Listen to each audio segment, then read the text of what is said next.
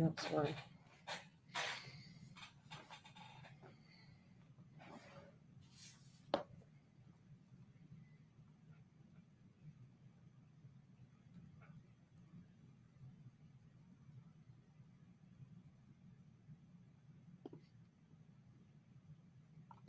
Oh my goodness. What's happening? Nothing. Typical Sunday. How are you feeling this week?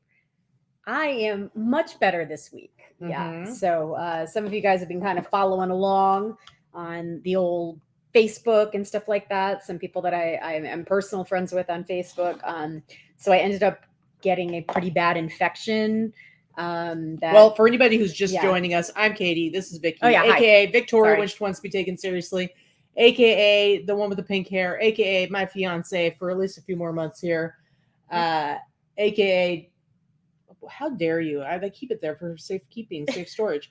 Anyway, but you just recently had surgery. It's been what, 3 weeks now? 2.5 weeks. Yeah. Well, that's 3 weeks. 3 weeks Tuesday. Mm-hmm. And it was supposed to be like 1 week and then at least out of the pain zone, and like 6 weeks of like recovery of like not being able to lift anything 10 pounds or more. But it was prolonged, and now you can continue. Yeah, sorry. Yeah, I ended up getting an infection. I got an infection from on the surgical site. I had a breast reduction surgery, and I had pretty bad infection in 2 areas, and then it was pretty close to becoming a staph infection and getting into the bloodstream. So that actually prolonged my recovery a bit. I think it probably set me back a good 7 to 10 days. You were really frustrated because you didn't know what was going on. Yeah, and it was a lot. It was a lot. But now I feel good. Now I feel like probably where I should have been had I not actually had the infection. Still sore, still recovering, obviously, but I'm not in pain, and I can sleep, and all that good stuff. So it was a good 7 to 10 days where I was like, why the heck am I not healing, and why do I feel so badly? And it's really frustrating because like I kept saying to Katy, I'm like, I'm not a baby. Like I can handle pain, and I could not handle what was happening. It was not cool. So I feel a lot better now. Yeah. And now I'm at the normal level of discomfort that I should be at after major surgery. So I'm glad I'm feeling better too. Thank you. And let me tell you, the way I know that she's feeling better, she's forcing me to go out and do stuff like almost every day. I had like because she was gone a whole bunch this last month, I had like a lot of time to stay home and not have to go anywhere and not have to do anything. I'm the homebody. I'm the one that like, you really have to force me to go out and be social. I have fun when I'm out, but if given the choice, generally I'm going to want to stay home. And so she's the one that always has to say like, let's go out and do this. Let's go out and do that. Let's make plans with these friends. Let's make plans with those friends. And I've had a little respite from that. And then now all of a sudden this last week, it's like every day, let's do this, let's do that, let's go there. And generally I say yes to everything. Like that's kind of my thing, is like, I'll just say yes and just go along with it because it's just easier that way. And again, I always have fun, but now we're back to go, go, go, go, go, go, go. Yes. And Tommy says, getting married at the remix. No, we actually talked about that last year. It almost happened. Too much. We're getting married December 17th. So just under 4 months away, actually. Yeah. And then she's gonna have to change her whole spiel. She won't be able to say my fiance. I'll have to say it, my wife. Yep. Right. I guess if you say it like that. Anyway, guys, welcome back to the show. This is honestly, we did our last show. Like we had a show a couple weeks ago, but we didn't do it like our normal way or whatever. We did our last like regular Sunday live haul show on July 10th. Like that's how long it's been. It's been more than a month. That's how long it's been since I've worked. Since we've done. It's really funny because Vikki was pulling solds because I'm like, you can go back like a month, to hold some of your sales highlights. And she's like, oh my God. Like, she's like, I didn't even know this sold, because there were days when she was like super drugged up and I was doing all of her shipping. So, and I was the one, like, now the last week she's been feeling well enough that she can go and end things on, and I've been able to do like some print, listings and prints out the stuff. packing slip. So she's more cognizant of like what is being sold. But there was a time where for a few weeks where I was doing all the shipping, I was ending stuff, I was printing out the packing slips. So she wasn't even paying attention. Plus she was drugged up for part of that time. So like she didn't even know about some of the stuff. I'm like, I don't remember selling that. I don't remember seeing that sell. Yeah, it was pretty funny. And I think you're gonna see today. She's been saying like she's been very woe is me because she's been feeling obviously very sick and a lot of pain and not able to work and super frustrated she couldn't work, and so feeling like she's not selling anything. And then she's like, you're the one who's selling everything. Well, let me tell you, we're going to show the numbers today, and numbers don't lie. I've had some better days. This last week is a rough one, and then she can go back to feeling supreme and on the mountaintop above me. I definitely don't feel supreme. My sales are down this year from last year. Oh, for sure. My sales are down this year, and I think a lot of people might be feeling that. I know not everybody. There's always an exception. Mm-hmm. Lots of people are absolutely excelling in this market. I'm struggling a little bit. Yeah, it's a struggle. My sales are down from last year, and then in 2021 they were way down from 2020. So I'm feeling a little bit frustrated. A little frustrated. What's up, Mikey Bags of Money? After the show, we're gonna go out and we're gonna get some Mexican food with Mike and his lovely wife Courtney, Super Court, and I'm pretty excited about it because I'm gonna have some shrimp fajitas. That's my plan, and I'm gonna eat a lot of chips and salsa. And why are you making a face like that? What's that mean? Well, why are you in pain? Shrimp fajitas. What? Okay, I'm sorry. I remember you trying to steal some of my shrimp from my fajita plate, my sizzling fajita plate last time. So don't try to act like you aren't into it. Whatever. I see how it goes. Anyway, we're gonna eat a lot, and it's gonna be awesome. Anyway, and hey, I want to give a shout out to my buddy Timothy there. Man, I'm loving being able to see the actual feedback on Whatnot. Because it's like when you sell stuff on the regular platforms, I don't usually sell to any of our friends or followers or anything like that. No, very rarely. But I've sold, quite a few things to you guys on Whatnot. And so I'm getting like these reviews, which Jody was my very, very first review, Picking Peaches. But I think my latest one is Timothy. So it's really nice to see all of you guys' awesome feedback. It makes me feel special. Okay. I actually have to get on there and leave some feedback. Well, I wanted to just say, like, I've tried to buy something from almost every one of my friends that has had a sale at some point. I know I haven't gotten anything from Barbara yet because she's had a couple of sales recently and some other friends. So I'm trying to follow people that do have Whatnot sales. If you post it in the group, I'm going to try to buy something, at least one thing from everyone that has a Whatnot sale. Even if it's something I'm going to use as a giveaway and it might not be something I'm going to use or resell or whatnot, but just trying to be supportive of my friends in the community, the way that you guys are supportive of us. I think all of the these Whatnot sales are super fun. And I just saw that Greg just is about to do his onboarding. He got approved. And we have Crystal and her husband Angel, Low Life LV. What's with that? Your faces today, I'm like, but they're like, they don't match up with what you're saying, so I'm not really sure. Are they fancy? Is that what you're trying to say? I don't know. Anyway, but I was gonna say, we still, because we're losers with Android phones, I still prefer Android over iOS. But with Whatnot, they do tend to bring out new stuff to iOS iPhones before Android. We still can't leave reviews. All we can give stars, like we can do that, but we can't like leave actual reviews. Oh, then I can't leave a review. So anybody that bought stuff from, I'm sorry, like I'll leave reviews when I'm able to, but I can't do it yet. All I can do is the stars, and you never know what my stars are. So yeah, that's true. I've got to go. I actually have, can you run before we get started? Not run before we get really started and grab my purchase from Stuart. Oh, I didn't know if you wanted me to bring that up. I did. That's one of the things I want to show in my haul is something I purchased. So from one of our friends in the Boss community, one of our speakers is actually Stuart White. And I've watched several of Stuart's shows. He does a lot of eclectic antiques and collectibles, mostly antiques and vintage collectibles. He does theme stuff. He does ephemera. He does all kinds of great stuff. If you want to follow somebody that's really knowledgeable about their stuff, I would say definitely follow him, as well as our admin, Laura Franzica, who is also a wealth of knowledge of vintage items. But I bought these really cool things from Stuart the other day, and I'm actually going to show them. His stuff and Laura, the two of them, I'm telling you, between Laura and Stuart, they are excellent packaging skills. This should be part of your haul. It is. Oh, okay. It's going to be part of. Oh, and I just realized I didn't grab my stuff for my haul. So here. Oh, I guess I get to do the whole show by myself. No, Hi, Katie. Right here. Hi, Look, it's just right me. here. See, there's the little notes. Oh, okay. Yeah. So on, I don't know what your notes are. Geez, I can't read this. The remix, the virtual meetup, and then Wednesday show.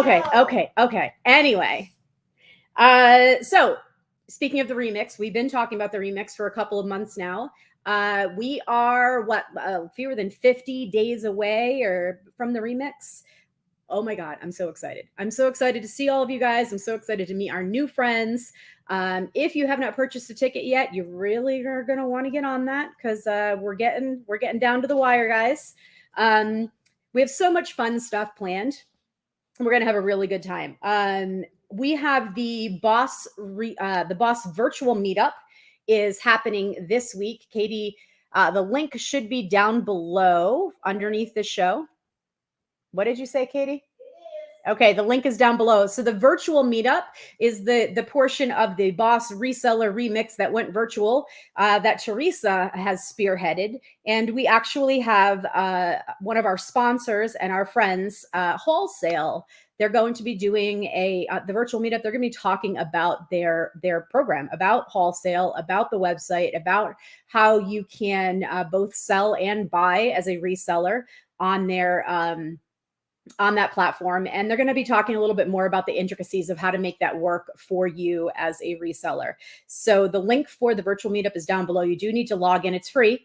You can log in from anywhere on your phone or on your computer, but you do need to register so that you'll get the link for it. And then also Wednesday, we are bringing back some Wednesday shows on the Katy and Vikki channel. Not quite the Boss Up and List Wednesday shows that we used to have on the channel, but we're going to be highlighting some of our speakers that are happening and coming for the remix, and also highlighting some of our sponsors. Just this past Wednesday, we had Clara come on and talk with us, talk with Katy and Teresa and myself from List Perfectly, and talk about some of the new things that are going to be happening with List Perfectly. And we were able to drop a few tidbits of some new things that are coming up. But also this Wednesday, we are going to have Jess Oman on. So Jess is one of our Canadian friends, our Canadian reseller friends, that is actually going to be a speaker at the Remix this year. And she is a seller. And she is an excellent seller, and she has a podcast that I think you should all be listening to. We will be talking about that on Wednesday, but we're going to give you a little preview so you can get to know and get to meet Jess. I think a lot of you that watch our channel and that may have gone to eBay Open or have gone to our Remix last year have not met Jess. And I think it would be really great for you to get a little preview and hear. I think might be one of the sleeper. That's what I say. The sleeper sessions of the event, because she's super knowledgeable and really personable and an excellent seller. So I really think that you guys are going to like hearing from her and hearing more about her. Yeah, the business of reselling. There's a couple of episodes that I think are really cool. Learning how to say no, to be a better, I guess, individual, as well as to increase your selling and your productivity. And then also one about how to be a successful reseller and basically in the middle of a huge recession. So, but going back really, really quick to the virtual meetup that's happening on Tuesday at 1 p.m. Pacific Standard Time. I didn't say when it was because I didn't know the time. Teresa's going to be giving away one of the giant eBay bags, guys. So if you are drooling over these giant IKEA style eBay bags that basically 4 people in the world have. Yep. Us super 2, cool. Teresa, Liz, that's 4, and Laura and Barb are getting one from us. And then also, well, everybody who comes to the Remix is going to get one. That too. But if you come to the virtual meetup that's happening on Tuesday, you could win one of these bags. All right. Anyway, sorry. I'm a jerk. I somehow forgot to pull my stuff. I did everything else to get ready for the show. Whew. You good? You good now? Whew. I'm doing some low impact indoor cardio right now. Sandra, I'm just saying. I'm just saying. Anyway, I think that's everything that we wanted to hit, right? So let's get into our regular show. As you guys know, or maybe you don't know, but if you don't know, our show on Sunday, our normal show, we break it up into 3 parts. First, we go over our numbers for the last week. We look at our gross numbers across all of our platforms, talk about some of the, fees, shipping, and of course, most importantly, cost of goods that went into selling those items. Middle part of our show, we look at some sales highlights from the last week. This time, we went ahead and took the liberty of going back the last month. So some cool stuff that we sold over the last month that we wanted to talk about. And then the last part of our show is actually our haul, which we did go to some estate sales yesterday, went to a couple of thrift stores. Today, you dragged me to a church rummage sale that Jody told us on that Jody told me about. I wish we would have gone yesterday, but we were too tired to go back out and go do it yesterday. So we went this morning, but we did find some good stuff. And then also I've done some bulk buys over the last couple of weeks, and also I've got some stuff to show that Dana scouted out for me at one of those local shops here in town. So we've got some cool things. I think we've got a good show. Yeah, I think so. I think we got a pretty good show. All right, let's look at the numbers. And Vikki hasn't seen these yet because she probably hasn't paid attention. And you'll hear her go, ooh, ouch. Ooh, ouch. Let me tell you, I did actually have a really good week last week. eBay has been not doing great for me for quite a while. And then this last month, I actually had some really good weeks. And last week, I had a great week. And I'm going to show you some of my sales highlights of stuff I sold over the last couple of weeks. But this week, oh my goodness, guys, whew, I'm serious. Whew. Like $300 in the last, like 5 items on eBay in the last week. It's rough. Anyway, so 45 items between eBay and Whatnot, 40 of those being Whatnot, which means 5 of them sold on eBay. You had 5 eBay sales in the entire week? Yes. So you can sit there and talk about, this is her crying. You're the only one selling anything, and I'm a loser because I haven't worked in a whole month. And it's like, no, we're going to look at how big. Are you feeling that pains me? That pains you physically and emotionally? Physically pains me. 5, jeez, hang it up. You need to quit. Oh my God, I know, Teresa. Teresa, we need a better spreadsheet now. Yeah, it's real bad. It's real bad. Anyway, 9 sales between Etsy and Thrilling, with 4 of those being Thrilling. Thrilling's actually, Thrilling in this last month has probably made about as much as eBay's made for me. And when my other platforms are keeping up with eBay, something's wrong. Nothing Instagram. 3 Mercari sales. Mercari likes to go for a month of no sales, and then it likes to just like throw me some sales because it's like somebody somewhere. Know you're about ready to give it up. Here's been grumbling about Mercari, and then they're like, let's throw some sales her way and make her feel better. Anyway, and then you can see, so my eBay and Whatnot together, just over $1,000. I did 700 on Whatnot, 2 shows. So like 300, just over 300 on eBay. Real rough, guys, real rough. Etsy and Thrilling together, 650.31 with 348 being Thrilling, nothing on Instagram. And then Mercari, it was $197. So I didn't even hit 2,000 for this last week. A real bad week for sure. $1,876.51.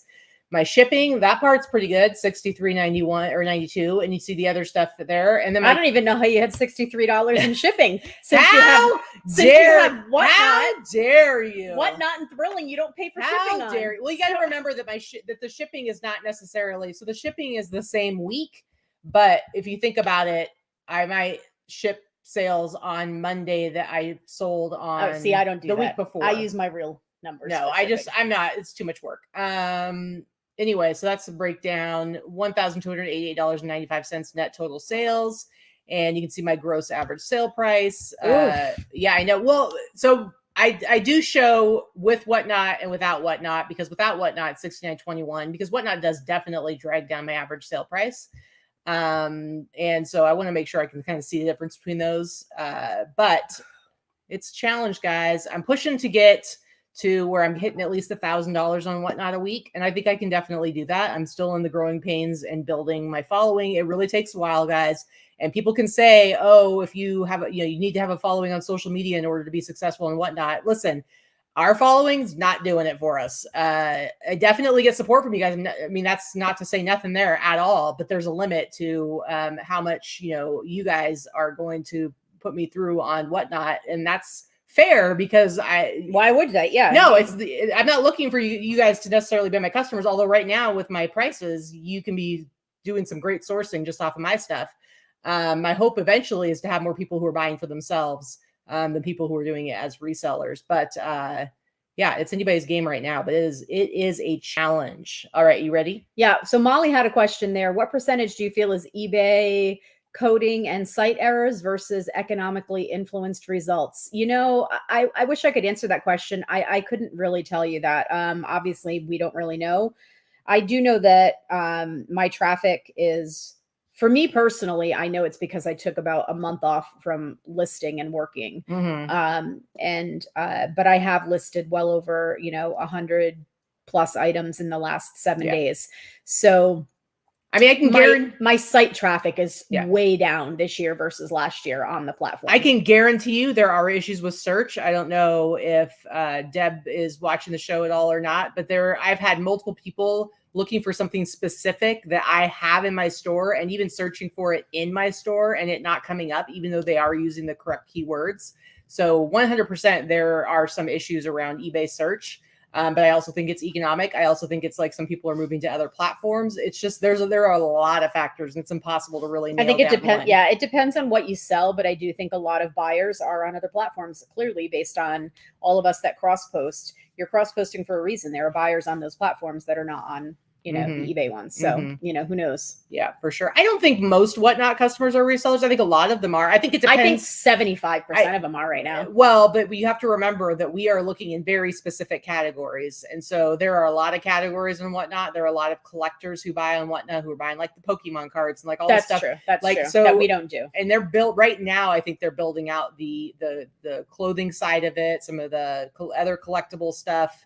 So I think that's changing. I think it's a new platform and it's growing, and it's, I personally, I've said this a couple of times. I'll say it again. I'm going to do another show at the end. I was going to say the end of this month, but it looks like it's probably going to be the first week of September. I'll do another show, and I'm probably only going to do one a month because until there are more buyers on the platform, I'm not willing to sell my wares for the prices that things are going for on whatnot, at least in my categories. And I understand that that's okay for a lot of people, especially if you have a low cost of goods and you're trying to flip stuff real fast, like a lot of people do. Yay. I mean, good for you. You should absolutely try it out. It's a great platform. But I'm not willing to do that. It is tough. I'm telling you, it is tough, and you really have to like stick it out and get through that part. So we're gonna just keep watching me and see what happens. But Turtlebug Inc. says my sales to date are up 19% over last year. That's awesome. That's really good. So thankful for all you guys do. I have a full-time career. We'll do about 125K in sales unless Q4 sucks. That is really cool. That's really good. Very, very cool. Yeah, it Q4 sucked for me last year. I never had Q4. Who knows? Nothing happened, so I'm not sure. Yeah. So, I mean, I will say that doing the whole whatnot stuff is definitely forcing me to change how I'm sourcing. So I think it's actually good to get me out of my comfort zone and force me to kind of like seek out like bulk buys and getting away from just the safe stuff that I've been buying in the past. So I think I'm just going through a huge transition right now, and we'll see where it takes me. But let's look at your numbers that actually aren't terrible. Well, they actually kind of are. I mean, I only sold 21 things on eBay, and I'm usually around the 50 mark. Yeah, but you've done just about almost zero work in the last month. That's true. 21 sales on eBay, 5 on Etsy, 1 on Depop, nothing on Thrilling. I haven't sold anything on Thrilling this entire month. 18 sales on Poshmark, 1 on Mercari for a total of 46 for the week. I will say that I haven't listed anything except on eBay, and that's just in the last week. Prior to that, I hadn't listed anything anywhere for a month. I haven't even cross-posted much this yet. So I did 1656 and change on eBay, 428 between Etsy and my 1 Depop sale, Poshmark 704, my one $30 sale on Mercari. I didn't do anything on whatnot. So my total for the week is 2,800 in gross sales, which is not bad for the week, actually. Once you add it all up, it's actually not a terrible week. It sounded way worse than it is. $253 on shipping. I did have some pretty high shipping items. Heavy and cost of shipping at one really big international sale that like was expensive and heavy to ship. But my cost of goods, as always, is very, very low. I mean, my cost of goods right there is what, 5% of my my total sales. Good. So my total net is just over $2,000 for the week. If I can be around $2,000 to $2,500 my net proceeds each week, that I'm happy with that. That's a good amount of money. Yeah. So my average sale price is right where I like to be, right in the $60 range. And then my net average sale price is actually pretty good at over $44 as well. So considering, again, I haven't sourced until this week in well over a month. I haven't listed anything until this week in well over a month. Not bad. Exactly. Yeah. So, all right. Anything else with the numbers? That's it for the numbers. For the numbers.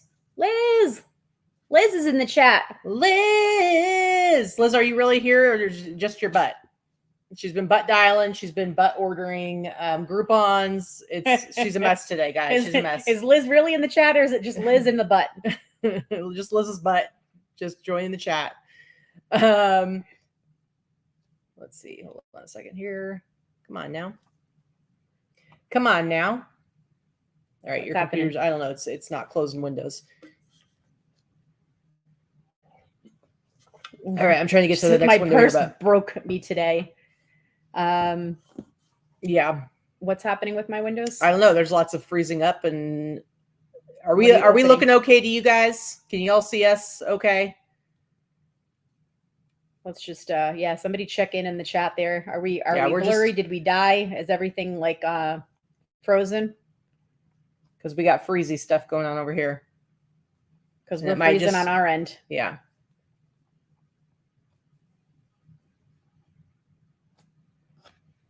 Now it looks like everything's frozen. Hold on a second here. Maybe you guys can still hear us. It's possible.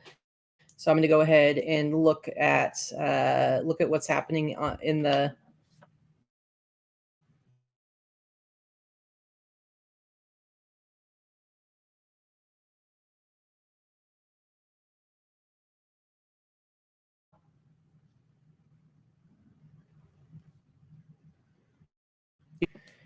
Ay, guys.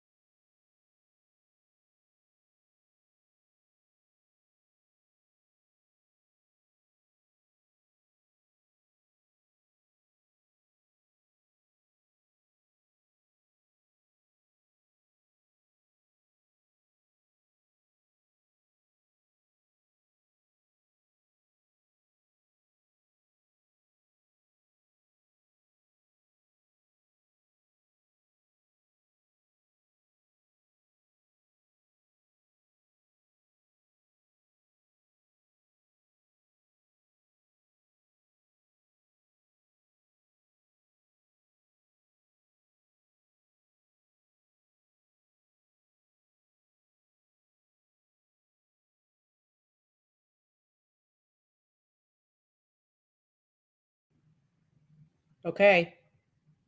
Are we back? Are we back? Are we back? Are we? I don't know. I think we might be back, guys. Holy cannoli. What a ridiculous ordeal. Okay, geez, Sorry, guys. everything completely froze, which means I didn't even know if the StreamYard would hold our show. We lost about 15 viewers. That's okay. Good riddance. Just kidding. We had to restart and of course it takes forever for it to reboot, and then we weren't sure if it was going to bring back all of our links and everything. So I think we're okay, guys. We're cool. Thank you to the 77 that are still hanging out here. We appreciate you. So let's go ahead and look at our sales highlights now that we are back. All right. And let me share the screen. Listen, again. Greg, I feel like Mercury is always in retrograde. When is it not? All right. Stop. That's true. Stop That's it. True. Screen 3. Oh, because okay, I see now. All right, so let's go ahead and share this first one. I think we're okay. I think we're good. We're good. Maybe. All right, go ahead. What do you got? So I picked this up at the bins, and I think it probably cost me 75 cents or something like that, less than half a pound, and it sold. It had a lot of interest, and I just bought it because I knew it was definitely that whole kitschy cottagecore patchwork 70s, early 80s look, and that's what it was. It had a tag. It's not handmade. It actually had a tag, and I sold it for the price you see there, so $52 and change plus shipping. My customer loved it. It was so cute. I almost hung on to it to do as a giveaway in my Whatnot show because I'm planning on doing a 70s show, but I'm glad that I sold it. Mm-hmm. Yeah. Sandra, you and Britt both are fired. Yeah, and let me tell you, as Vikki's official shipper, this was very easy to ship because it was actually pretty small. It looks bigger in the pictures than it actually is. Just a cute little bag. Yeah, it is a cute bag. It wasn't really big. It's like the size of I don't know. The handles are actually pretty small, but it's the size of a normal handbag. I'm sure I have the size. 18 by 16. It's not. But I just thought it was really cute. It's one of those things that you wouldn't think would be worth much. I think it rolled into a sale pretty quickly that I had going on, or it would have sold at that $70 price. Yeah. All right. First up for me. Come on now. Come on. You can do it. You can do it, little computer. Next up for me, I haven't had this for very long. If you guys remember this Honda Aspencade motorcycle t-shirt. Yeah, why are grandma and grandpa like canoodling on the bike? Well, first when I saw it, I was like, it looks like it's supposed to be like cops, but it's just some folks on their Honda Aspencade bike cruising to Lake George. This t-shirt actually went back to Lake George. And it sold for the price you see there, $97.99. I paid like, I don't know, like $10 for it, $15 for it. I love it. I think it's awesome. I think it's ridiculous. In fact, I might have even paid $5 for this because I know I got a bunch of really cool vintage shirts from Jesse at Yesterday's Fits and paid next to nothing for them. But sold relatively quickly for $97.99. So that's crazy. Heck yeah. Somebody else liked weird, inappropriate looking grandma and grandpa that looked like that are playing cops and robbers on the bike. I don't know, but it went back to Lake George. So pretty cool. All right. Next up for you. We have Paul J. Hi from London. Well, hello, governor. I hope. Yeah, I'm sure he appreciates that. Yeah, I know. I've never heard that before from an ignorant American. I hope the weather's good there. I don't know what the weather's like right now. It's hot and I don't know what here. It's just hot and humid because we've had a lot of rain lately. We're monsoon season right now. Yeah. Allison wants to know if you said snoodle. Did I say snoodle? I did not. Snoodling. I could have. She doesn't even know, guys. She's still on drugs. I'm not on drugs. That's the sad part. Yeah, pretty much. Yeah, the pricing stuff, man, that's like with the Whatnot and everything. It's like, stuff that I sold that t-shirt for $97.99. I guarantee you if I ran that on Whatnot, I'd get a cool $7. A cool $15 maybe. So it's tough. But all right, next up, what you got here? This is just a latch hook kit. Can you scroll up so you can see the title so you can see what we're talking about here? I had everything set up. I know you did. So this is just a latch hook kit, vintage. 80s Pittsburgh Steelers, just what you see there. Mhm. I paid like $10 for this at an estate sale, and I sat on it for a while because there's nothing That's like weird. it. And I had multiple offers in the $30 range and the $40 range. I was like, nope. I sent out offers around $75 many times, no takers. And it finally sold yesterday or the day before yesterday for $104. Nice. So Liz, or it could be Liz's butt, says, I found this cute vintage yellow maxi dress with a butterfly trim at the waist and thought Vikki and Dana would get $200. I'll be lucky to get 50. Yep. It's true. Probably. They're bastards like that. Like Katy with her $99 grannies on their Honda. All right. Anything else on this? No, I just thought it was really cool. Don't pass up things like this. Latch hook kits, as a rule, don't sell for a ton because they're pretty plentiful. They were really big in the 80s. But, if you find something different that you've never seen before, I mean, take the chance. I always do. Yeah, absolutely. All right. Next up for me is the super cool, I did not sell it for that much, Beverly Hills Hotel and Bungalows polo shirt from the 80s. Love that. I got this at a Buffalo Exchange in California and in Orange County. Vikki hates Buffalo Exchange, and usually she'll sit out in the parking lot, and somehow I convinced her to go in this time. So she actually did buy some cool stuff that she's already since sold, I think. A few things. But this is one of the things I found, and I paid I think like $17 for it, $17. I don't pick up a lot of polo shirts, but I saw this and I thought it was super cool. And what's happening over there? Nothing. She's creating things with some sort of eBay putty. Anyway, somebody made an offer for $100. I've had it for a while. I've sent lots of offers out. They've made an offer for $100. I paid like $15 for it. So I was like, you know what? I need some money. Give me some cash money. And I sold this puppy for $100. But I think that was a pretty good flip. $100. That's not depressing. Listen, I need your support right now, not your naysaying, okay? Whatever. You guys. The Beverly Hills Hotel and Bungalows is where Marilyn Monroe lived when she was filming her very last movie. Yeah. There's a lot of trivia and famous people that have stayed there. I just think it's very, very cool. I mean, if this polo shirt was from the time period that she was there, then yes, I could have sold it for more. But I think $100 is pretty good, even though you poo-poo it. All right. That's true. Next up for you. Come on, load. Ooh, this is very Cruella de Vil. Exactly. Is it not? I am pretty sure that the person that bought this better be wearing it as a Cruella de Vil costume.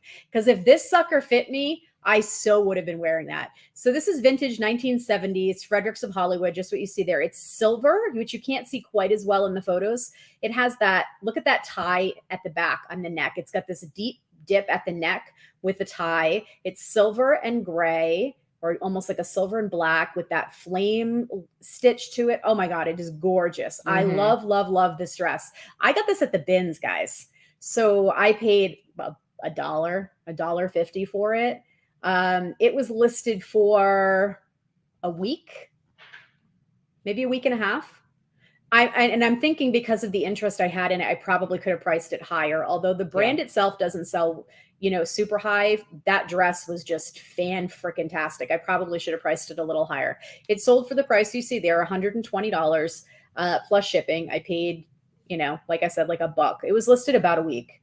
I love. I think it's awesome. So I would love to see somebody using that as a costume. I would have kept that and worn that as a Cruella de Vil costume myself if that fit me. Barbara says that she has a bunch of t-shirts that she gives up on and just needs to ship them to me and let me make up $11 billion. That's pretty much what Laura has decided to do. Laura's just going to start sending me all of her t-shirts. See, Sandra says, I don't even, Sandra, you would make a great Cruella de Vil too. So, it's a gorgeous dress. Yeah. It's thin polyester. It's like this weird metallic polyester. It's not super well made, even though it's from the 70s. Like, it's not lined or anything like that. It certainly isn't a luxury. It's very light. It's very lightweight. It was like it went first class. But it's just, the design is stunning. And the photographs, it looks so cool. Yeah, it came out really good. It photographed really well on the mannequin. So thank you for that, Crystal. It looks really good. Mm-hmm. All right. Next up for me, Vikki was really sad to see this go. It did not go for that price, but I did get an offer for $125, which is perfectly fair. I think I've sent multiple offers out for $100, so I've made 100 or 125. Danger. I have never even heard of this band, so you can tell. Let's get naughty. Okay, I've heard that song before, Down and dirty. but this is one of those hair bands from the 80s and 90s that like would never be able to. I don't recognize the name at all. I have heard one song from them. They're actually one of my favorite underrated hair bands. Mm-hmm. Shocking, I know. But yeah. I really like this T-shirt because I've seen them many times. I've hung out with the singer Ted Poley many times. They're a good band. Yeah, I like the design of the shirt anyway. So it looks cool to me. Kind of makes me think of like the Phantom or something like that. But I paid like $20 for it when I bought a bunch of other hairband T-shirts, and so $125 I'm pretty happy with. This is one where I was like, I would have put it in a Whatnot show, but I'm like, most people are not going to even know who they are. I would have bought it from you, and it'll sell for $10. So I didn't do it. So I was glad to see it go for $125. I don't know if Ted Poley bought all their album Allison. They do have more than one Allison, but that was good. That was good. Very good. Super cheesy hair band from the 80s. You're absolutely right. But at that bit, for whatever reason, I happen to love that particular album. But they do have some really good songs that obviously were never commercially popular too. But yeah, all right, go ahead. Tell us about this little get up here. I picked this up at one of our thrifting trips. I think during 2020. I think during COVID times. Who knows? Who knows at this point? I don't know where the hell I got it. Anyway, I know exactly what I paid for it because I bought two. Are you sure we didn't get it when we were on the East Coast? No. Just recently? Last time? No. Okay. No. I bought it with another one that was a Double D Ranch. But look, it was listed in October. Okay. So then it probably was not, that was probably a relist. I was probably going to end in a sell similar. Right. So anyway, I paid $7 or $8 for this, and it's really well made, even though there were no tags. Somebody had handmade this from a pattern or whatever. Great pattern, great fabric. I love the whole thing. It was probably from the 80s to the 90s, somewhere around there. And it sold for $129.95. I didn't have a lot of offers on it. I was pretty firm on it. I just really liked the way it was made. That was quite the outfit. Yeah, I thought it was really cool. So last week, I actually had several big sales. So please don't judge me completely based on my eBay performance this last week. But the week before, I had one person who bought not one, but two of these American Airlines hot air balloon jackets. And we had gone to an estate sale. I mean, it's been a couple of years now, honestly. This was like 3 years ago. I can tell exactly when it was. It was the beginning of 2020. Yes. Because it was when we had Debbie here. And so Debbie it was just before the pandemic. And Kara. Mm-hmm. It was like Corey. I think we all went together. So it was literally like in like January or February of 2020. But I remember because we went 2 days in a row. The first day we went, I paid $30 for this jacket, and there were a couple others that were like it. And they had all of them priced at like $30, so I didn't buy some of them. And then we went back the next day. I picked up a bunch more because they were half off. It's like the next day or a couple days later. Mm-hmm. So this one I paid $30 for and sold it for the price you see there, $139.99. But they also bought this other one that's actually a Columbia jacket, and this one was new. It was dead stock. We had the tags and everything. And this one they paid the price you see there, $209.99. So it's funny because I paid $30 for the other one and sold it for $140. Paid $15 for this one and sold it for $210. So in total, I made $350 on these two jackets that I paid a total of $45 for. So a pretty good flipperoo, if I do say so myself. And I felt pretty good about it because these had been sitting around. They'd been kicking around for a while. But I've sold a bunch of the other ones. I still have a couple left. So I feel a little better about it. I had bought a couple of the jackets. Mine sold a long time ago. A couple sweatshirts. Those are long gone. And then I had bought maybe 15 of the t-shirts. I got the t-shirts that day because you were buying up the jackets. I got a bunch of t-shirts too. And they had all these t-shirts. Same thing. They must have been Balloon Fest people that did hot air balloons because their whole house was all of this stuff. And I sold a ton of those. Those were only like $1 a piece. I bought a ton of the t-shirts too. That was a good estate sale. Yeah, it was. Okay. Get rid of those. Next up for you. Just a second here. Sorry, this is taking a little bit longer. A little bit of a delay. Just because we had to reload everything. All right, go ahead. Okay, so I picked these shoes up at the bins maybe 5 or 6 months ago. So I paid what, $2, $3, $4 for them based on weight. Vintage. The brand is Zalo.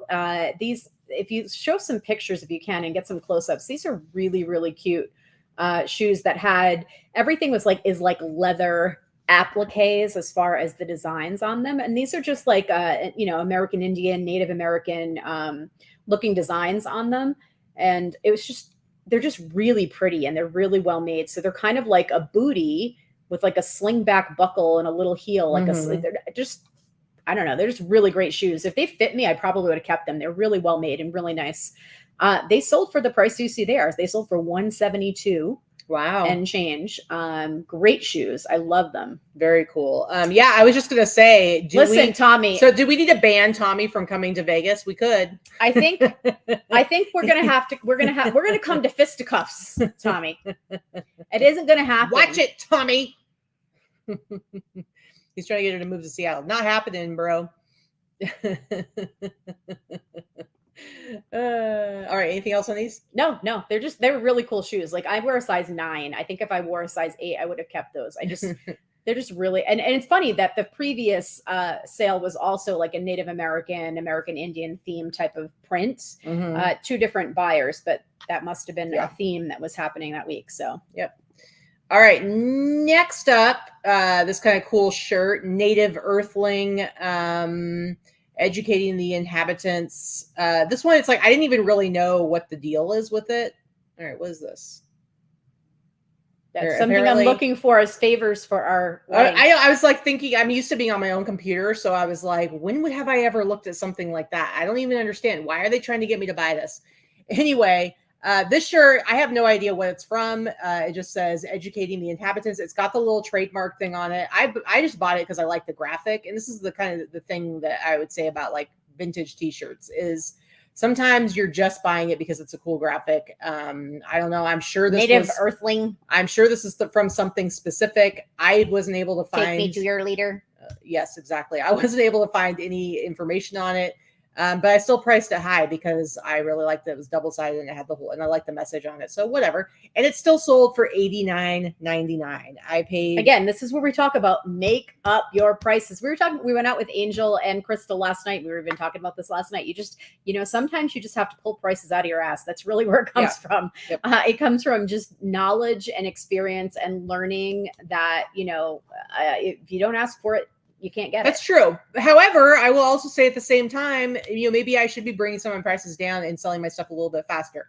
I don't know. You've seen that my prices, my sales are not great right now across my platforms. Would I be better off with a little bit lower prices and selling things a little bit faster? Perhaps. So whatever, you can I've been doing a little bit of both lately. Yeah, you can. One of the things I've been doing is like when I get offers or when I'm sending out offers, I'm like, okay, what would I be like so jazzed to sell this for on whatnot? And a lot of times that number is much lower than my price I have on eBay. And I'm like, you know what? I can just blow this through. I can always get more stuff. Like, why am I hanging on to it? So please don't think that we only think you should be pricing stuff crazy high because, not necessarily. No, but it's good to start there. Yes, that's true. That's true. Start there. Start high. Don't race to the bottom. I agree. All right. Go ahead. So this I wanted to show because it actually did sell. I did pay $15 for this at an estate sale, probably about 6 months ago or so. I remember showing this to Liz actually when I got it. And it was worth every bit of this. It actually sold for $275. Somebody actually made an offer for $275 when it was on sale for $299. Like, that's a reasonable offer. Yes, I will take that. However, the buyer claimed that it was damaged when it got to them. This is one I wanted to talk about because I'm going to resell it, but I won't be able to resell it for this price. They claimed that there's a piece missing. One of the launchers on the bottom, or the jet, these little things, right? Whatever the hell that part is. We don't know what they are. Said it was missing. It wasn't in the package. It wasn't attached. Yeah. You can see they're both there. And it's a solid one-piece welded thing. So in any case, they opened up an item that was damaged, and it wasn't damaged when I sent it to them.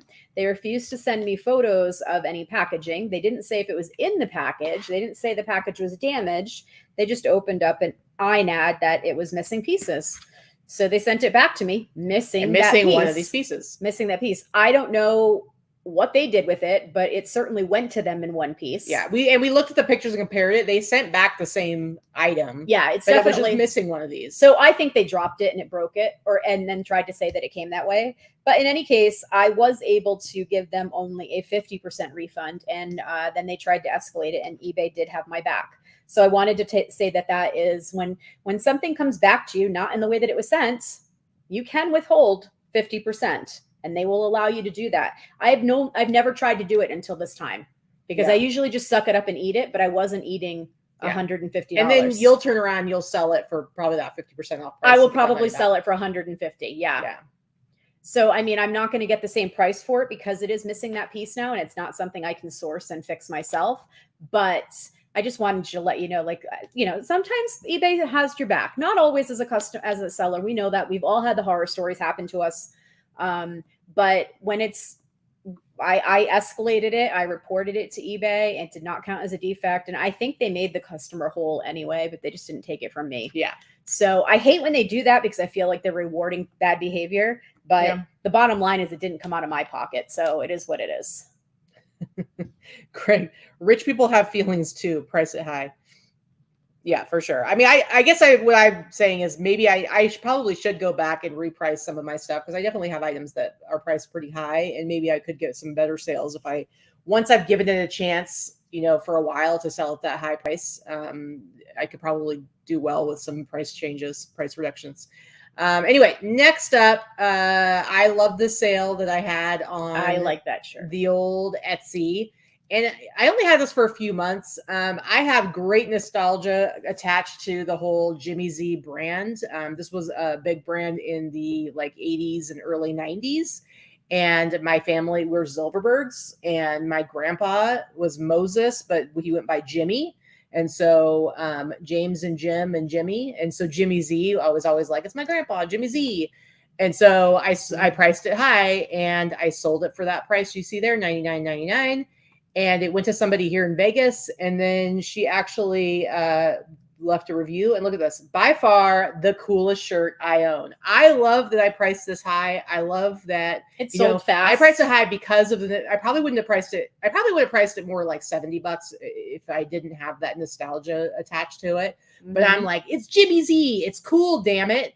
And so I love that somebody bought it. They felt good about what they paid for it. And now they consider it the coolest shirt they own. I think that's awesome. That is cool. It makes me really happy. And I will always pick up the Jimmy Z stuff.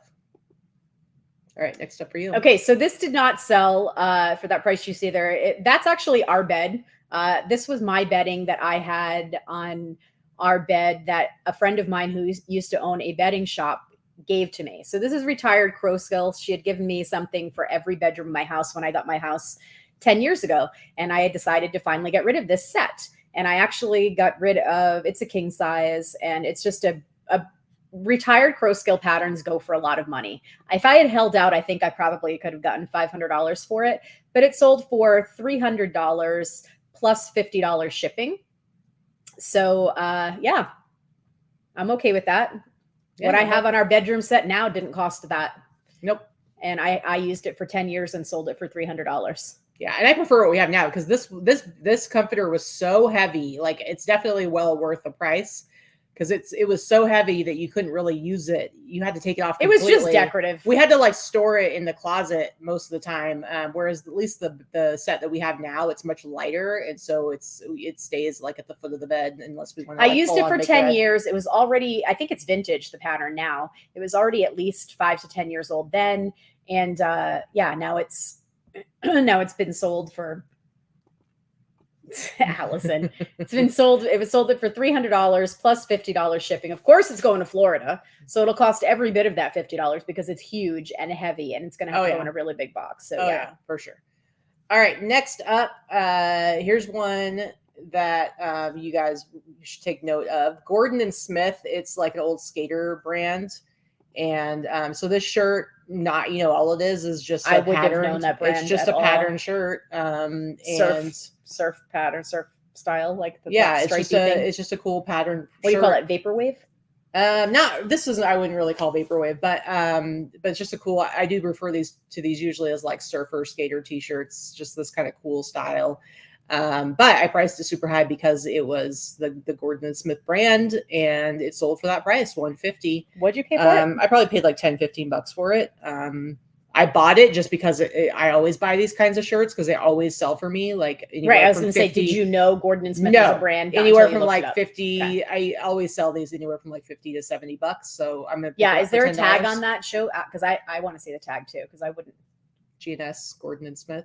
I mean, I would have picked it up based on the style too, and paid probably $5-10 for it or whatever. But I would not. I've never heard of that brand before. Yeah, and I haven't had it for like a crazy long time. I've probably got it within the last 6 months, and so I sold it for $150. So I was pretty stoked about that. Woo woo! All right, next up for you. I picked this up. This was actually a bin's fine too, so maybe I paid 50 cents for it. No way to charge it. No way to plug it in. It's a 1980s. It's one of the very first flip phones. I'm sure someone bought it as a prop or as a gag gift or for some type of nostalgia. Do I even have a picture of it open? Do I? I don't know. know. Apparently not. No need to see what it actually looks like open, I guess. Guess not. Maybe I had a picture and I don't know, whatever. It sold for $80 and then they paid to have it shipped internationally. So maybe somebody's building a bomb with it. I don't know what you do with old horrible. Phones. What do you do with old phones? Seriously. I don't know. Yes, no that's Walter White's burner phone. So it sold for $80 and then they paid $20-something to have it shipped. I don't remember what country it went to.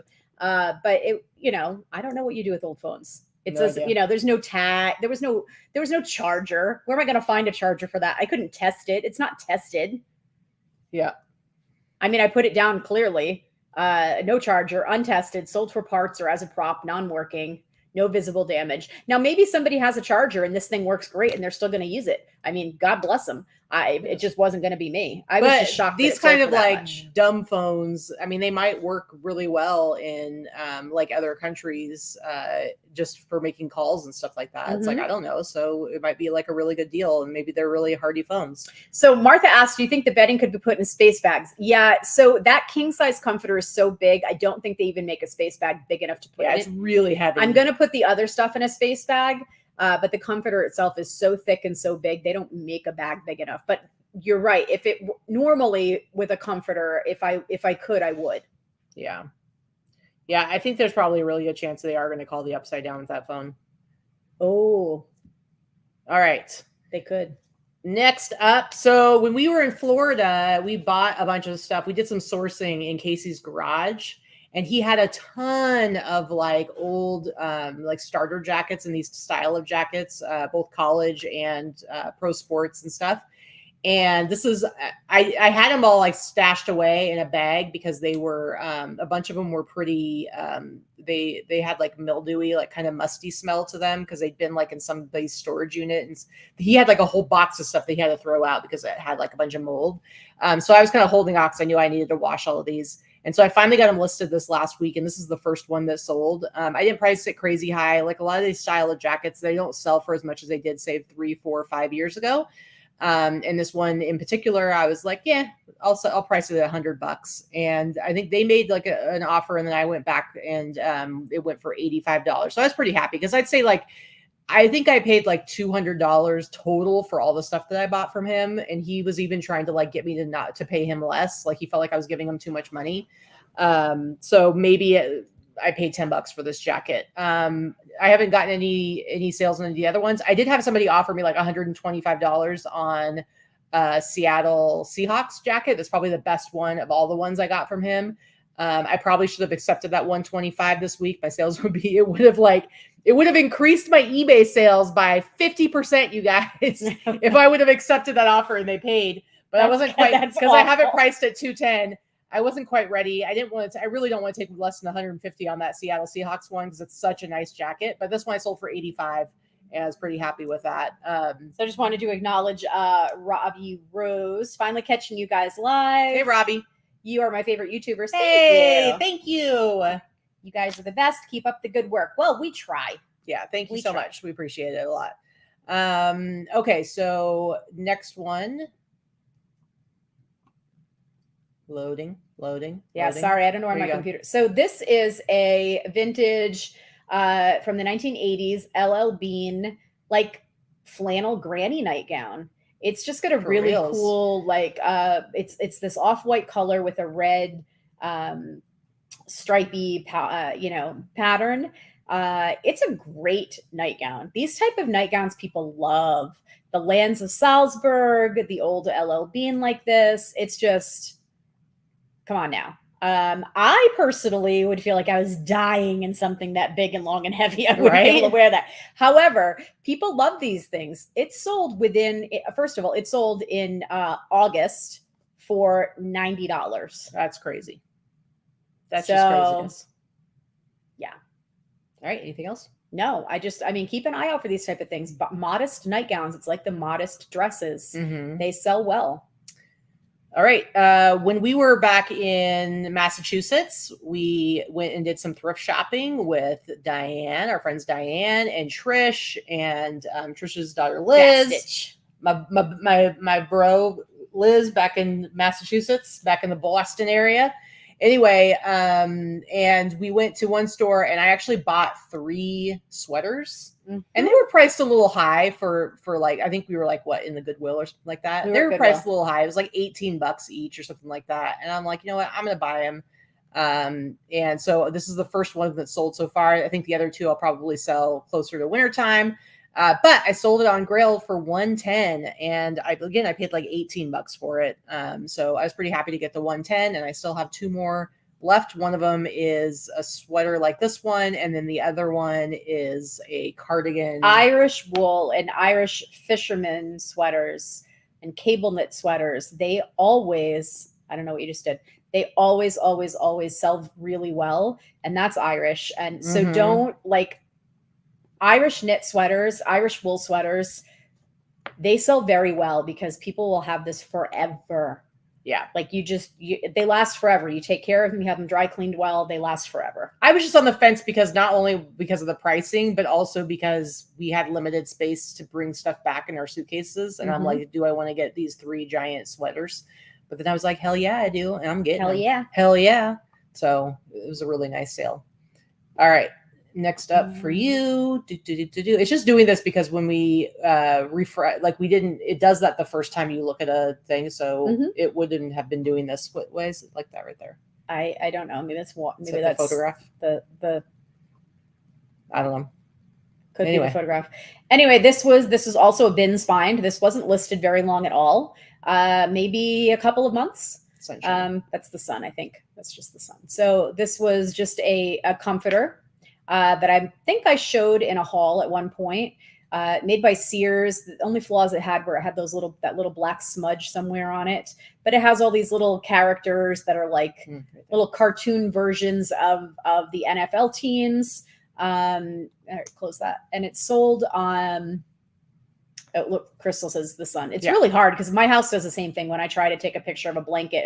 There's always some sun shadowing and coming in through one of the windows. It's like you have to find the perfect time of day when it's not casting a shadow on the item on the ground. So it sold for $129.95. This is a very lightweight coverlet or comforter, so I probably paid maybe $4 or $5 for it at the bins. It sold for $129.95 plus shipping. I do charge shipping on bulkier items on Etsy, and it wasn't listed very long. And I think that was probably the highest priced one that I had seen anywhere. Yeah, nice. Very good. Very good. All right. My last 3 items are things I actually sold on Thrilling. Thrilling has been relatively steady for me. Like I'm getting like a few sales every week, and they're usually like higher priced items. So it's pretty cool. I've also sold, I didn't have time to go and look and figure out which ones I'd sold to, but I sold a couple to television shows. One of them, Sandra, you'll appreciate this. A t-shirt I sold is going to the L Word, so I was pretty stoked about that. The new L Word show. I mean, have you really? I think you've made it as a lesbian if you've sold something to the L Word, right? I think you're. I don't remember, but you're like tangentially like connected at this point. my queer identity has been validated. You have been validated. Oh, I messaged her about that. Okay. Anyway, and then I sold to some other show that I'd never heard of. That was not something that was like on my radar. But anyway, so that's one of the things I do really like about Thrilling is they do sell a lot to like different production companies. So it's kind of cool. Yeah, I'm an A-list queer now. It's true. Anyway, so this is one of the shirts I sold in the last couple of weeks. Save the Earth t-shirt. This is another one where it's like, I love, like I will grab stuff if I really like the design and then I'm going to price it up. And look at, I sold it for $97. Well, this is the price on eBay. It was priced at $99.99 on Etsy. And that's where I draw all of my Thrilling listings from. So it sold for $99.99. And then they take the 10%. And so I get $89.99 out of that. Although they are going to be adding on, I don't know if it's happened yet. They're adding on the processing fees now. So it's no longer just like every other platform. Yeah. So now it's going to be more like 13%. The 10% and they pay for the shipping was the best part of Thrilling. And it's so easy to get your stuff uploaded there. So that kind of stuff was great. I knew they weren't going to be able to sustain it for that long. I mean, I've been on there for just about a year now and they had to have been losing money. Yeah. Well, the thing is I basically send them CSV files from Etsy. So they take my original pricing on Etsy and that's the pricing it is on there.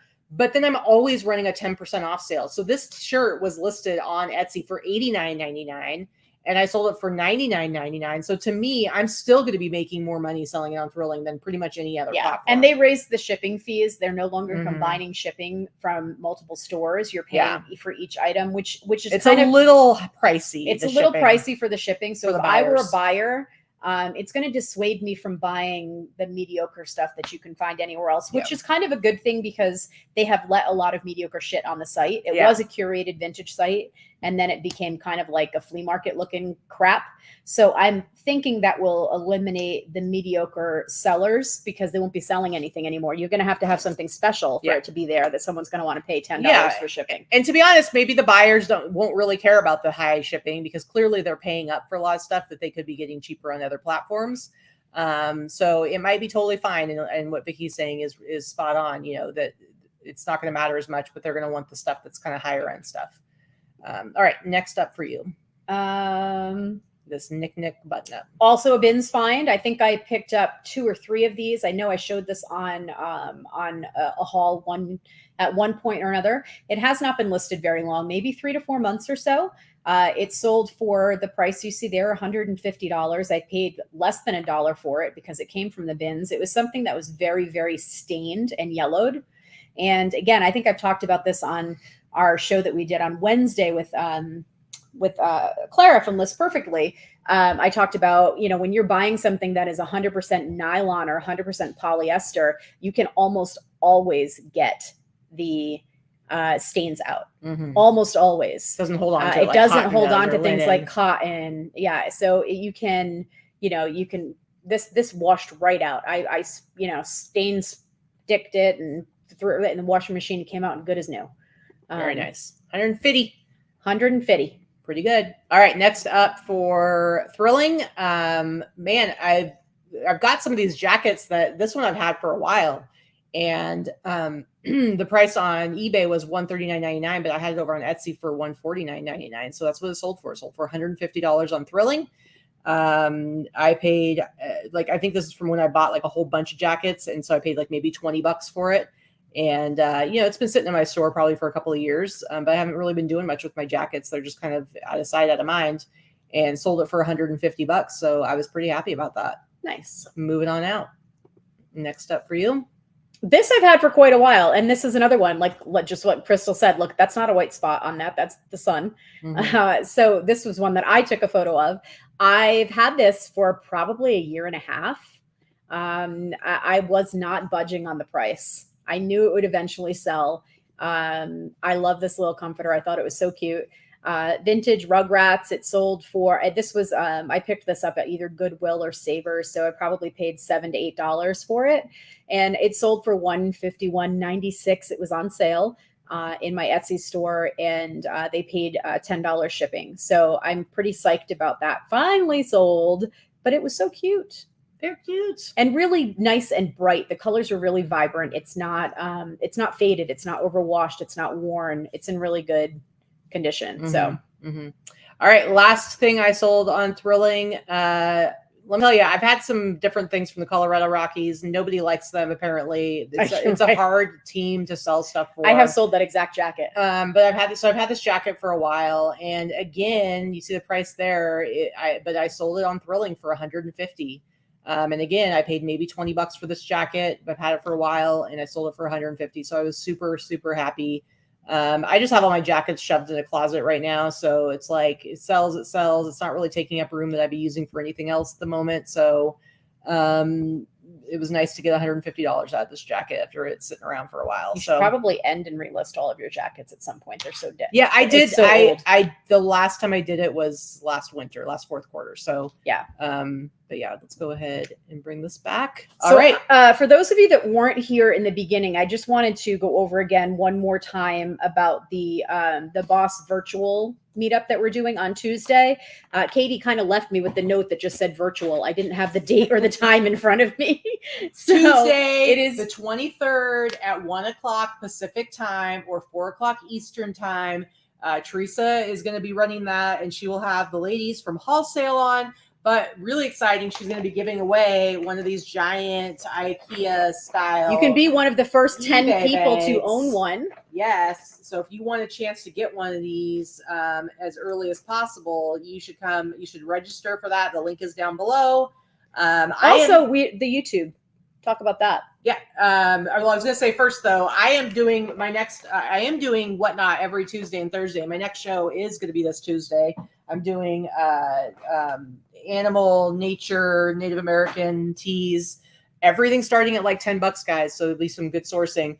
Because let me tell you, I am eating my shorts on these Whatnot sales. So you might as well benefit from that. But that's going to be at 12. All my shows are going to be noon. So it's going to be an hour before that virtual meetup. So I'm basically going to do that show and then immediately be jump into the virtual meetup. But Wednesday, we're doing Wednesday shows now leading up to the remix. And so Wednesday at 10 a.m., we are going to be having Jess Oman. You say Jess Oman. I don't know how to pronounce her name. We're going to find out on Wednesday, guys. You're going to find out with us how to properly pronounce her last name, our Canadian friend, who is going to be, she has an amazing podcast called The Business of Reselling. And so we're going to be talking to her and getting some little teasers about what's going to be going on at the remix. So we're super looking forward to that. What I wanted to talk about was where Tommy had asked, Greg asked what channel. So we have created a second YouTube channel. It won't be on that channel, though. To put the virtual meetups up. Oh, yes, the virtual meetups. Yes, sorry. I'm sorry. There's one of them up there right now. You interrupted me. That's right. My apologies. It's just the Boss Reseller Remix on YouTube. And right now there's the one that's got the eBay one that we did that's all about like coupons and most importantly about sharing to social media. Because did you know that you can take your listings, you can be on your phone, on your app, take your listings and hit share, and you can share directly to Instagram stories, and it links right back to, it puts up the picture, your title, and it links back to your listing. It's super, super easy. So if you ever just want to start like throwing out stories on your Instagram that all link back to the actual listings on you, seriously, that was my favorite part of that whole session. That was one of the best virtual meetups that I've ever been a part of, or any meetup, virtual or in person, because it had the most information. Anyway, so that one is on the Teresa figured out how to record it. God bless her. And we were able to get it up on the remix channel. And we're going to try to do the same thing on Wednesday. From now on, we're going to try to record those meetups so that they will be available after the fact for people to watch. But as you all know, what's nice about these is that we almost all have our cameras on and we talk beforehand and we talk after. So it's not just us talking to you like this. You're actually, you know, in a Zoom call communicating with your friends and hanging out. So Allison is outraged. She says she's the OG Canadian friend. That is very true. That's probably very true. Although I don't know, Stuart. I knew Stu before Allison, to be fair, and Mandy. And my family's Canadian. So, but other than that, you are absolutely. Hey, Patty, see you in the chat. I'm glad you made it to the live show. Anyway, so let's go ahead and get into our haul. But I want to actually start. Can I start the haul? Yeah. Because I actually want to. So we went yesterday. You're too far away. I'm coming. They can hear me. They can hear me.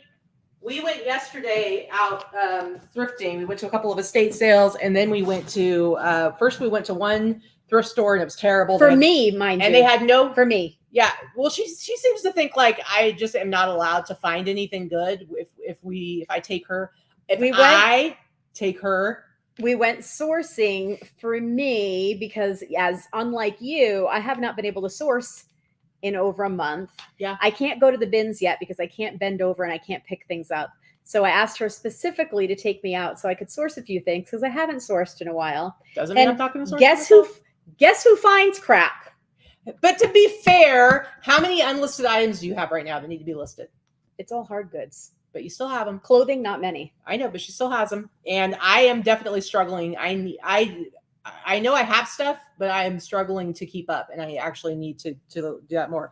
But let me tell you, Allison, you would be so proud. You'd be so proud. She got so mad, though, because we went to this one thrift store, and it was, you got like 4 things at all the estate sales. We went to a thrift store. It was super hot. They had no air conditioning. It was bad. And so then we walked over to the Goodwill, which I don't even know the last time I went to a thrift store and actually found stuff that was worth getting. But Allison, check this out. Check out what I found. Tell me, what's this print, Allison? We need you. Black Watch tartan. Is it? Black Watch plaid. Black Watch. Well, I want to get the approval from our Canadian friend with Scottish heritage. What's this pattern? Anyway, this is a Pendleton board shirt. I would say it's probably 70s based on the shape of the collar, because it does have the old school label, Pendleton label. Yeah, if I can get up close there. Vicky's real mad though. They don't sell like they used to, but I think I can still sell this for $100. So it's just a really good board shirt. What makes it a board shirt is it's got the flaps. See, Allison said I was correct. Okay, it's got the flaps with no button. Okay, there's no button. It just has the flaps. It's got the little loop collar. You can see the loop collar here. And also the hem is straight across. So there's no tails or anything like that, because it's not meant to be tucked in or anything. But I think I can still sell this one for $100 because it's a great pattern. Great colors. Tried. You know what, Dana? It's because she snuck down an aisle that she never goes down. And I was trying to give her the space to look at all her bro t-shirts. Listen. And then I went to go back down that aisle, and she went down the aisle that she never goes down. Here's what you need to understand. Don't go into the t-shirts. Don't go into the sweatshirts before I have a chance to look at them. I don't. Hold, please.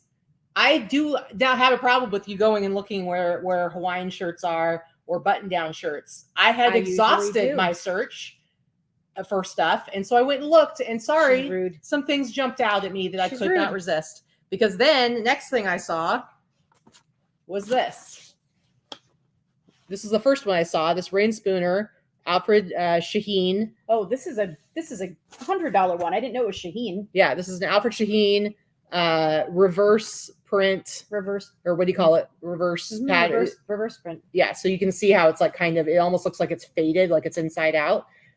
So that was the first one. And the Pendleton, I'm going to punch her right in the throat. The Pendleton was priced at $15, but it was like if you spent $25, you got $5 off. So the Pendleton was $15. These were all $5.99. I'm pretty sure they had just been put out because they all have the green tags.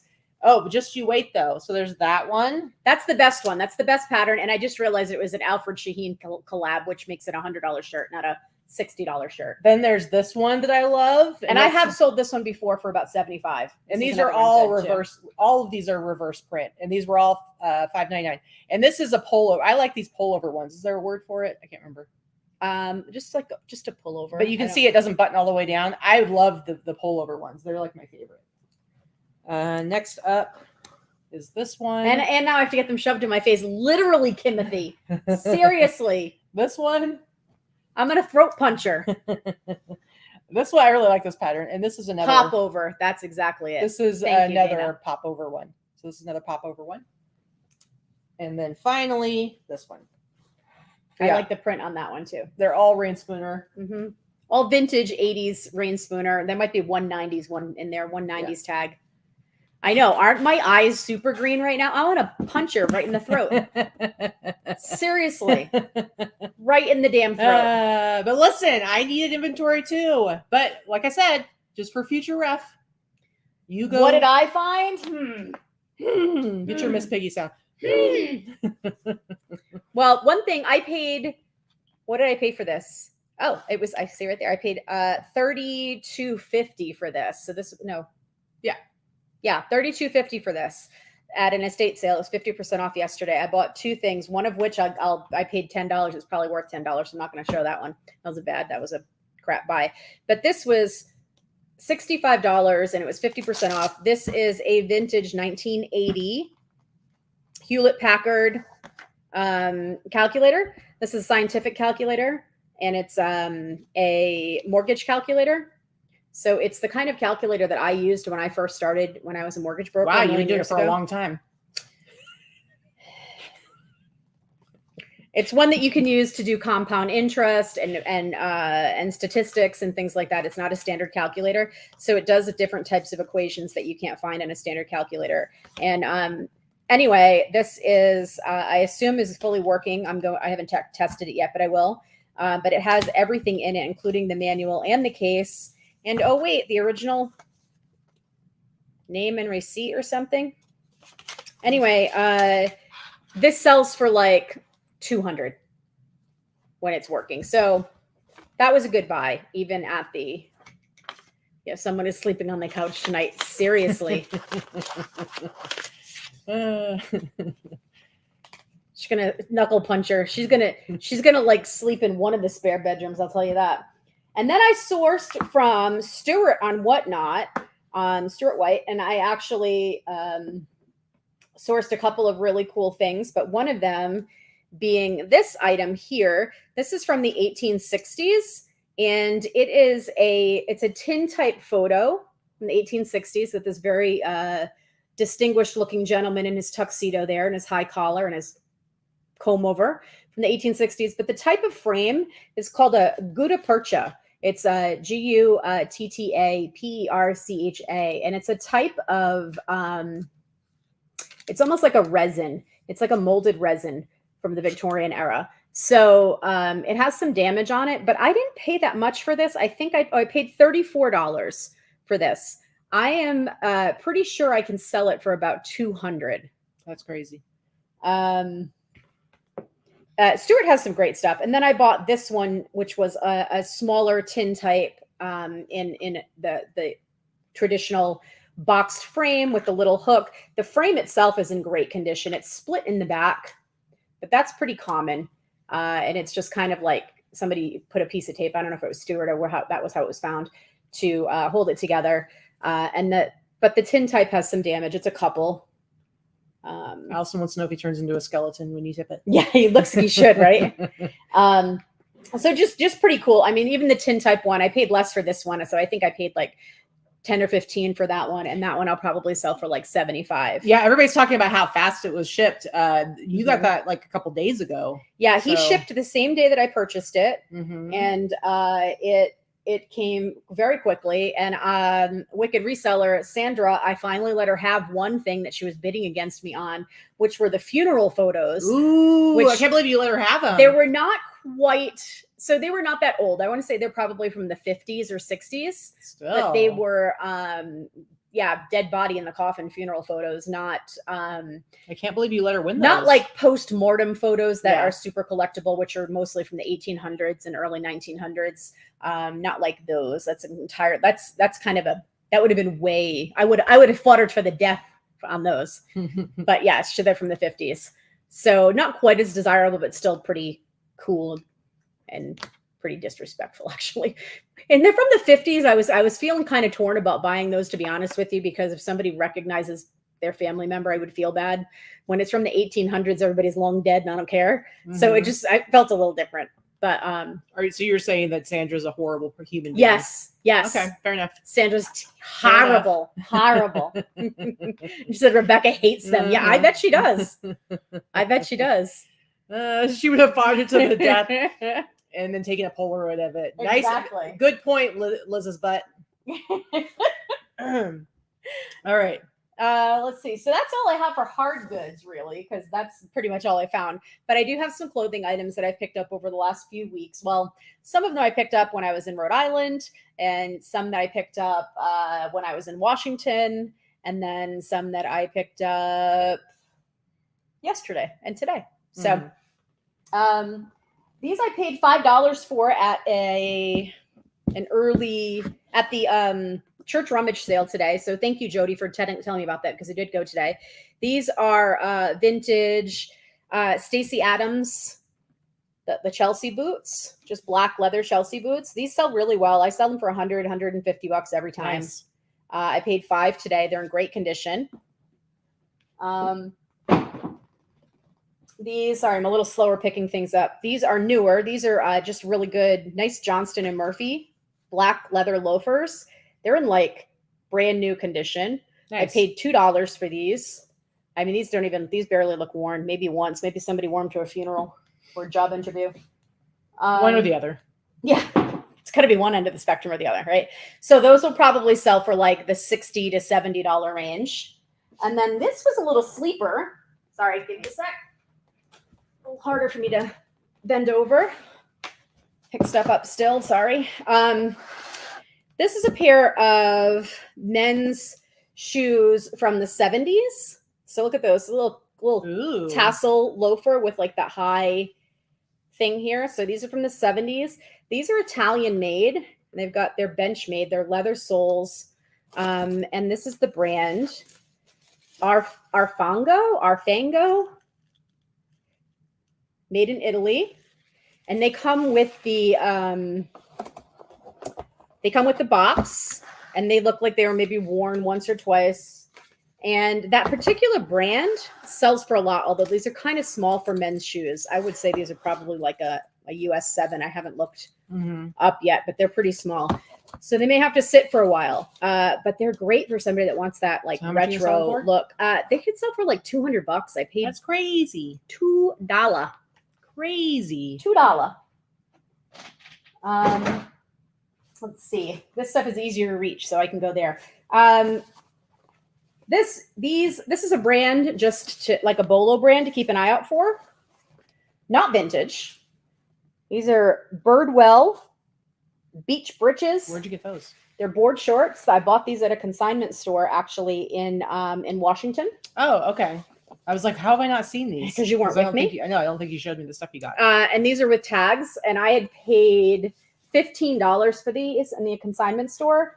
And they have certain ones that are more collectible than others. I think I can get $100 for this because they're like crazy. Aloha ones, and they have this cool like reverse print kind of like palm fronds inside. Interesting. Yeah, it's kind of cool. I thought they were pretty cool. Pretty cool. It's used to find them in DC. So they're new with tags. So I mean, I think you get about 100, maybe 125 for them. This is something I just wanted to talk about. There was a point in the last year or so that like the whole 90s and Y2K big baggy cargo shorts thing kind of came back for men. Listen, it's never been a cute look, but whatever, they're popular again. So these are the ones that you want to keep an eye out for. These are Abercrombie, specifically Abercrombie. These are Abercrombie.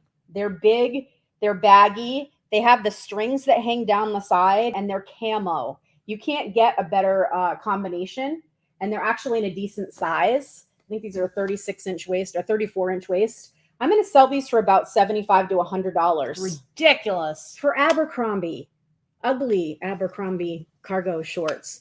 But it's a thing. So not all cargo shorts made a comeback. You could probably sell them all. But specifically, Abercrombie dad shorts, yes. And the camo ones, they're super popular right now again. Yeah, all the dads just have to hang out for a little while and they'll be cool again.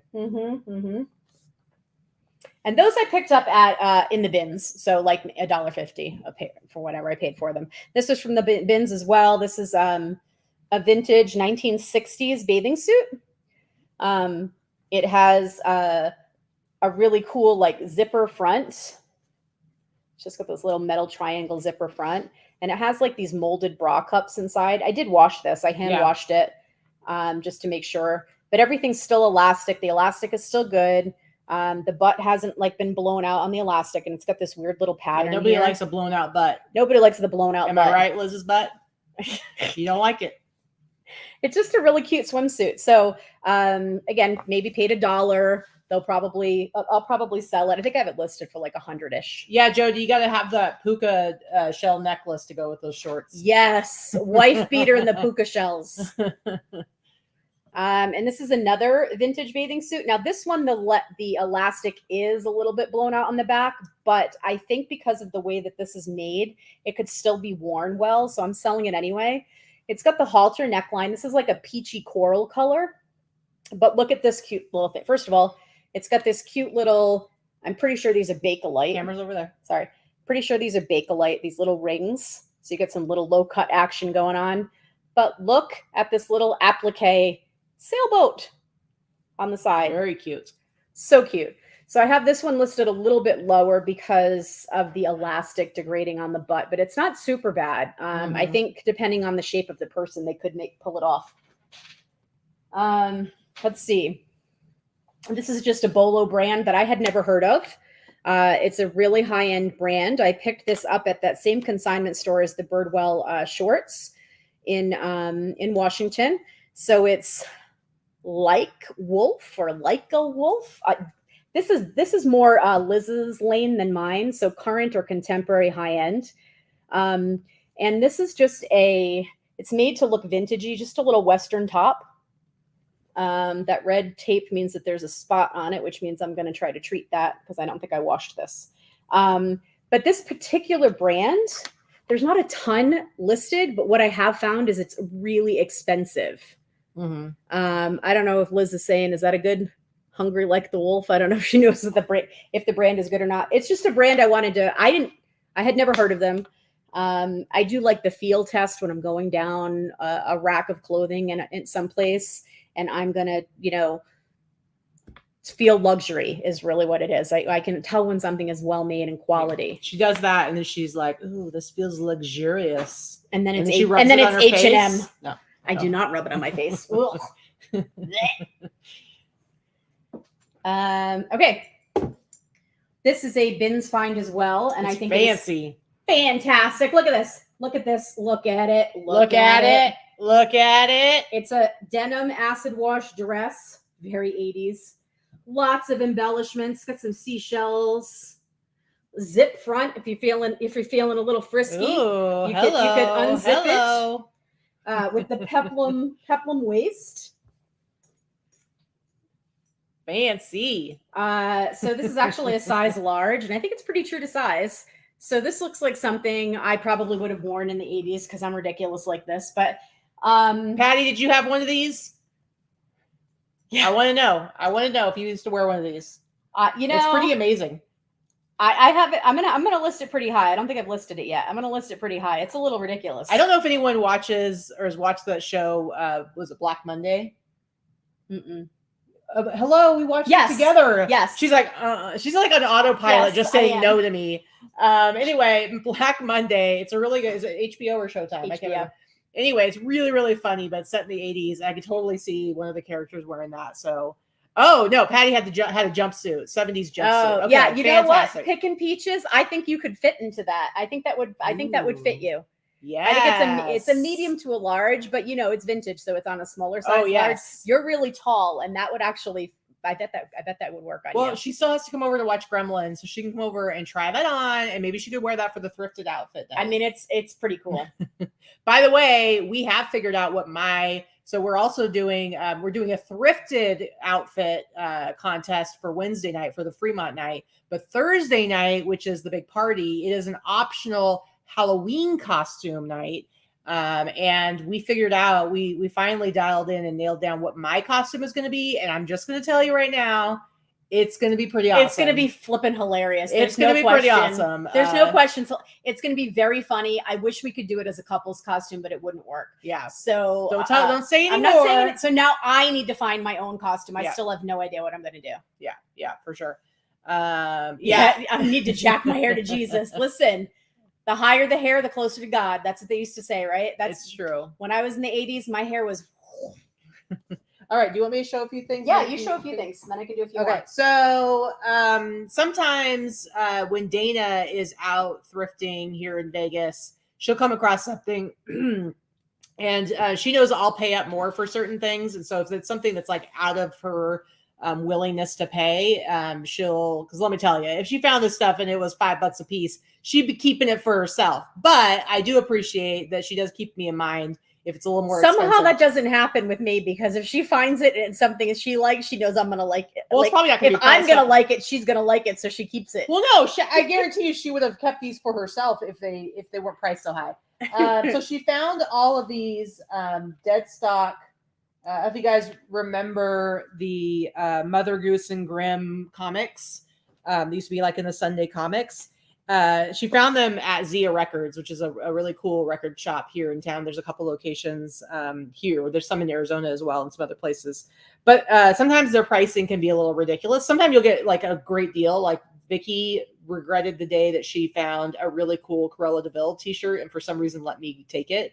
And then she was like, why did I do that? And then I ended up selling it on Whatnot. Like what, $200? No. But I sold it on Whatnot. But I actually sold for like something like $75 or $100. Anyway, they had these priced all at $35, which is a bit much. Even for me, it's a bit much. But there were a couple that had some spots. And so, of course, they all feel dead Of stock. course, I was like, could you also go and do some negotiating? And they actually ended up taking $5 off of each one. So these were all $30 a piece. So let me say, definitely a steep price. But again, nostalgia got the best of me. And I do think I can at least double my money on all of them. I'll price them all at like $70 a piece. I need to go high. See, I'd go higher. Or maybe I'll price them at 100. I don't sell shit. Maybe I'll price them at 100 best offer. But I think, to be fair, I think that I'll be able to get 70 a piece for them. But there's a couple that are my favorite. Let me go ahead and show you. This is an extra long show today. Sorry, guys. We've been holding it back. It's been like and we had technical difficulties. It's true. Yeah, I was talking about them on the Whatnot. So anyway, and they're all like really good size too. They're all like nice big sizes. So we got this one, Decisions. It's got the little you're gonna pee on the fire hydrant. This one's from 1990. This one just has some yellowing. So I'm gonna have to bleach a few of these. I'm gonna have to do some care on a few of these. Like this one's got some too, but they're all dead stock. This one says, "I'm glad you could come to my place for a drink. Waka waka waka. Gonna drink out of that turlet." That one's from 1995. A turlet. I think they're all single stitch. And again, they're all like extra large. So they're nice big sizes. Next up, we've got someone's on the Juanita tag. This one says, okay, let's see if they always land on their feet. Gonna throw that kitty cat off the roof. And that one's from 1992. Haha, yellowing on the P shirt. Of course, Allison would find them amusing in there. I like this one. I Heart Chasing Tail. It's Ripley. It is Ripley. I Heart Chasing Tail. That one's from 1992. Speaking of, guys, guess who's going to be 1 year old this week? Next week. Exactly a week from now. She was born on the 28th of August. How is she already a year old? How is my baby a year old? So this one's funny because I actually already have this shirt, but it doesn't have it's not, I don't know that it's licensed. It doesn't identify as a Grimm shirt, but and so that one I'm probably going to end up selling on the Whatnot, but not this one. So it's Safe Sex. Just kind of funny, silly. This one's from 1992. And then my favorite of all of them, I like the design a lot, is this right here. Dysfunctional by Choice. Are you shocked that this is my favorite? Not in the least. I'm just grateful that you don't actually wear these. I think it's great. Anyway, they're all I gotta pick my battles, guys, and I don't win a lot of them when it comes to that kind of stuff. So again, like I would not necessarily recommend go out and buy these shirts for $30 a piece, but nostalgia gets the best of me when if I really like them and it just made me happy that I was going to possess them for a while. And I know I'll make my money back and I'll make a little bit of money on all of them. I'd have them priced at like $125. I'm not going to price them that high. I'm not going to price them that high, but maybe I'll price them at $100 best offer. And so I'll definitely make some money on them. It'll take a little while, but I just think they're funny and they're fun. So I'm all good about that. You can do a few more? Yeah, I'll do a handful more. And then I had picked up, this is one I picked up at yesterday's Fits. I've gotten some Crimson offers. Tide, y'all. Yeah, I've gotten some offers for $100. Maybe I should just go ahead and take it, but I really wanted to get a minimum of $125. But I have it listed for $200.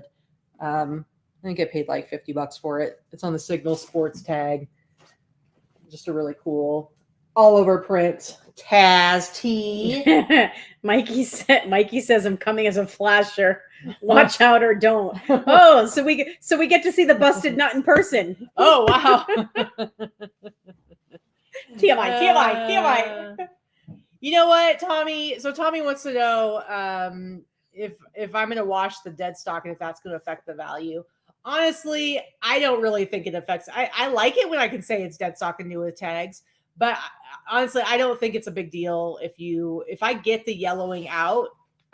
First of all, these don't have tags. They've got the tags from the shop, but they don't have like actual tags on them, so that's not going to be a problem.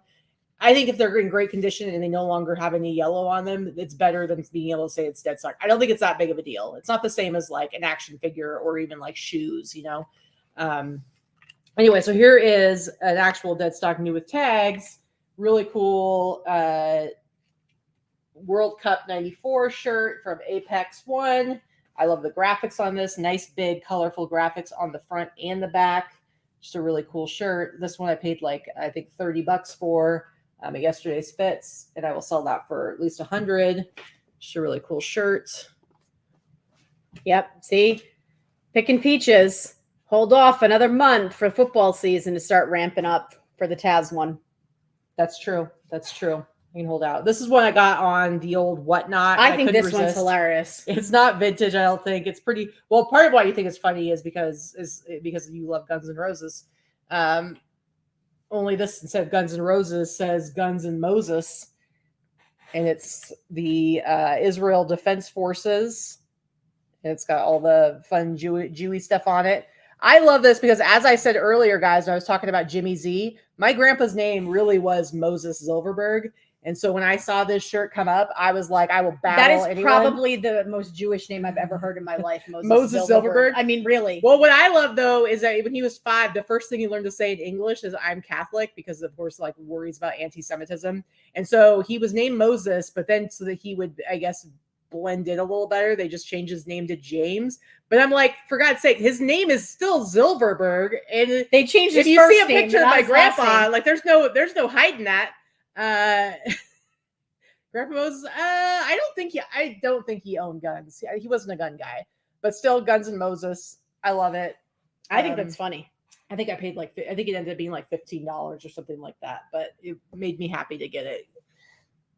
Who knows how much I'll be able to sell it for. Also, on Whatnot, I always do well with these Far Side tees. I think I ended up paying like $15-20, but you know what? I always sell these for like $100. This one, I just see which one it says. Mr. Osborne, may I be excused? My brain is full, and it's somebody with a very tiny little head, little peanut brain. Anyway, just kind of a fun. I love these Far Side shirts that they always have like a little extra thing down at the bottom. I like the Far Side stuff. Yeah, see, Crystal, my maiden name is Rosenberg. My brother is Joshua. Yeah, also, like, there's no denying it when you have a name like this. I'm about to be a Zilverberg by marriage, which means I will be, for the rest of my life, spelling my name out to everyone every time I have to say it. And they will get it wrong, like the valet driver last night. Yeah, it was Zilberborg. Zilberborg. I like this Tweety Bird one because I said so. Looking tough. Nothing on the back. This one, I like that one. I think I paid like maybe 30 for. Maybe 20. Actually, 25. I think I got that at yesterday's fits. 30, 20, 25. I don't know, because sometimes I know exactly how much I paid. Like I can remember the estate sale from February of 2020, and I know exactly how much I paid. And other times I'm kind of like a little fuzzy. How much stuff do you have left over there? I have quite a few pieces, but I'm just gonna blow through them. Okay, go ahead, and then I'll finish up with mine. This is a bins find as well. So this is just a vintage 80s Leslie Faye dress, but with the sailor collar. So it's just a blue dress, double-breasted, like goes down. But it's very nautical. It's very yacht rocky. If you're into yacht rock, I love it. So I love it. Yeah, she's changing her name. Who just asked? Tommy. Oh yeah, of course. She still has her ex's I still name. have my ex-husband's last name. Yeah. Of course I'm changing my name. I just didn't want to do it twice. That's the only reason why I didn't go back to my maiden name. We've been together 5 years next week. So the only reason I didn't like go back, we were supposed to be married a few years ago. Yeah. Well, and her maiden name, she's not stoked on either. So she I don't feel any my father's a piece of crap, so I don't care about it. I don't have any affinity to my maiden name. All right, so this is just a vintage polyester dress that I picked up also in the bins. Nothing as special about it. It's very, very 70s, a little bit of a little prairie. It's it's like a beige color with like tan accent. It's 70s, probably maybe even very early 80s on this one. It's a little semi-sheer. What? Well, because I had said, "Hey, sailor," and she said, "Hey, sailor," very nautical. That made me laugh. I like puns. All right, I'm trying to go through these pretty quickly. This was also a bins find, and this is just one of those grunge type of rayon 90s dresses with the lace up the back, the corset lacing up the back that I know I wore the heck out of these things in the 90s. This one's not super long. This one's like goes to the knees. So this would look really cool with, again, maybe some big chunky platform shoes, or go the other way and go some torn fishnets and some Doc Marten boots. Either way. Yeah. This I've talked about before. So this is like not quite a photography jacket or photographer's jacket, but sort of. It's got like the double pockets, lots of pockets here. It's a blazer type jacket, but this is what I've talked about before. So this is the early Banana Republic tag. Let's see how close I can get to the camera. I swear my wall color ruins our camera view here. We're going to have to paint the walls again. No. I like this color. Or do the show in my office. No, it's a closet. So that tag on Banana Republic is the early Banana Republic. And this is like the Safari Banana Republic stuff was what it really started with. And it sells really well, and it sells for a lot more money. So that tag, and it's usually khaki, it's a vest, a jacket, something like that. I have this listed. This was a bins find. I have this listed for, I think, $150. I should get at least $100 for it. Very nice. I have just a couple more that I'll show, and it was more to talk about some. Yeah, this is good enough. I'll do 4 more. Let's see. So this was a bins find. It looks like a dead animal. It's not, I promise you. It's just from the 80s or the 90s. It's just a black faux fur vest. Faux fur. And the only reason I wanted to bring your attention to this is it all depends on the type of keywords that you're putting when you list something like this. This is a huge festival / Burning Man EDC type of outfit or vest that someone's going to buy and wear. It's a decent size too. It says size small, but it's kind of oversized. Somebody like my daughter that is a size small would wear this as a flippin' dress. I'm not kidding you. She would wear this as a dress with hot pants at a festival because she's a festival girl. And it's like, because of that, and because of how I have it listed in the keywords, it's not the brand that's going to sell it, but it's the item and the look. And I'll probably get $75 for it. Fancy, man. And the last 3. This actually had a belt that came with it, Crystal. I don't know if you want to check one of your bins, one of my bins at your house. There was a belt that came with this that I think was part of it. Kind of went between the two things, but this is speaking of, I spoke about it earlier, is this Double D ranch wear. So I paid up for this. I paid about $15 for this vest. It's a studded vest with the clasp in the front that hooks. She said it was like broken. These 2. Okay. Then yeah, I guess it doesn't really need to have it on it then. No one needs the to know. clasps in the front. Nope, nobody needs to know. These hook together in the front. It's super cute. I probably will list this for like $125.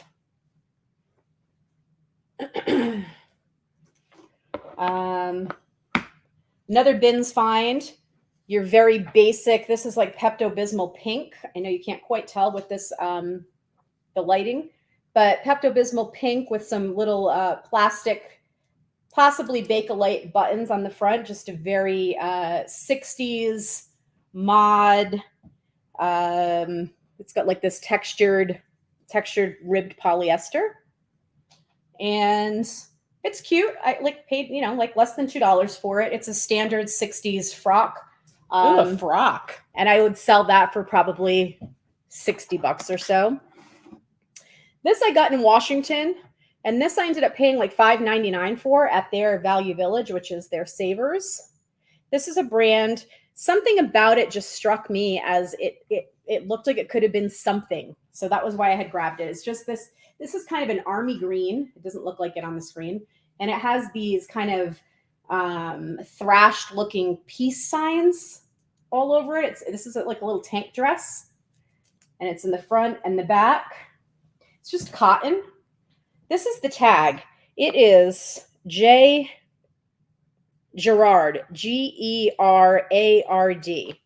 Not a brand I had ever heard of, but it's a super, super high-end couture brand.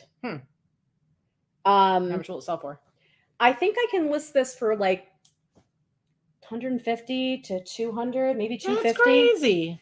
So it was just a brand. Sometimes when I have time to source, and I actually have time to look up things that I wouldn't normally look up, and that happened to be one of those things that I looked up. And I was like, okay, I'm gonna get it. Very cool. Very cool. So it's just a sampling of some of the stuff that I've gotten in the last few weeks, several weeks actually. Let's see. I don't need to show all of this, although some of you sick-minded individuals will like the Sail Naked Cayman Islands 80s t-shirt. Because you're sick. Sail naked. Because you're sick. Just a pocket tee. I got this on, I think I got this on the Whatnot for maybe $10, if that. Let's see. Another one for you disgusting people out there. This one I got from a local online source. And this one says, now we're having fun. This definitely has some yellowing. I need to wash this, bleach it. It's Dan's RC stuff. Now we're having fun. And then you go to the back. It says Dan's banana lube. So that's definitely inappropriate in some way. But this is from the 80s. I paid like, I don't know, maybe $15 for this. I love it. I think the graphics funny. And I also am a sick individual. So, but I did on the Whatnot, I bought there's a reseller on there, Bori. I can't remember what her whole handle is, but everyone calls her Bori. And she does these things where they're blind bids. So basically you just bid an amount, and if you win, then she basically does personal shopping for you from her inventory and shows you some stuff until you're happy.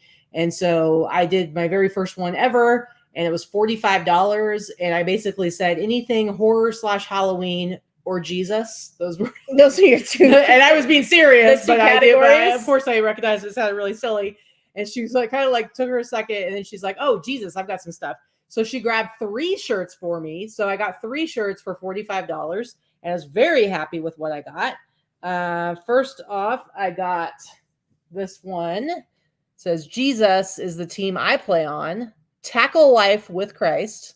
Come on. That's a pretty good one, guys. That's a good hundo. This is like a Y2K. It's on the M&O tags, like a Y2K, but I'll definitely price this one up. I mean, come on. That's fantastic. There you go. There's what her name is. That's her name. I don't know how to pronounce it. So that's horror or Jesus. I mean, hey. That's right. This next one, this is like an early 90s, maybe late 80s. I don't know if it's got a date on it. I don't see a date, but it's got the Screen Stars tag right here. And I love this one. This one needs to be bleached a little, but Christians, not perfect, just forgiven. Oh, and it's like paint splatter, puffy. Yeah. Neon paint. So this one is fantastic. I love it. I don't think it has a date on it, but I would say like early 90s, late 80s based on that tag. Fantastic design. Oh yeah, Mo, waste not, whatnot. Yeah, in the first 10 minutes, we had a technical difficulty. Yeah. And so the screen was black for about 3 to 4 minutes, but we were able to probably more than that save the show and have it come back. All right. This is on the Delta tag. So this is like this is the Delta assembled in Honduras of U.S. components. This is probably late 90s, maybe early 2000s, but I'd say this one's probably late 90s. This one is real inappropriate, but I love it. Sometimes some of these shirts, I'm like, because this one's like a legit Christian t-shirt, but sometimes like some of the stuff is so irreverent and I'm like, You feel like it's going to be offensive. it's like a little bit ridiculous. So this one is, I nailed it. And I nailed it. That's the front. Okay. And then it's to his cross. So this one's got, and it's got like some Bible verse on it and a bunch of, I think it's got some pages from the Bible on it. well, no, they're like all different they're verses. letters to Jesus. Oh, okay. They're letters to Jesus signed by different people. So this one, I nailed it, to his cross. So anyway, $45 for those 3 Jesus shirts. Let me tell you, I was very happy about it. Oh yeah, you'll probably get 100 a piece. Yeah, I think so. 70 to 100 a piece for sure. All right, I think that's pretty much all I need to share today. Yeah, you think that's it? I think that's pretty good. Here's another one I got on the Whatnot that I did really like, though. I think I paid like $15 for it. Swim spot, swim. And it's got a wet spot down at the bottom. See where it says wet spot? That's cute. I think it's really cute. It's super thin, super soft. This has been washed if you want to touch it. It has been washed. It is very soft. Anyway, that's it. Just lots of kind of random fun stuff from all kinds of different hell places. is going to be fun. Yeah, because all our friends will be there. I'm feeling better, Mo. Thank you. If I hadn't gotten an infection, I really would have been bad. I would have been fine like last week, but yeah, I'm good. I'm doing good. Yeah. I'm getting better. And then the boobs are smaller. All right. Well, Yeah. I think we're going to go ahead and wrap things up. Let's try and get a little tiny bit more work done before we head out to go have some delicious Work? I don't know how to do that anymore. I know you're like, I'm done for the day.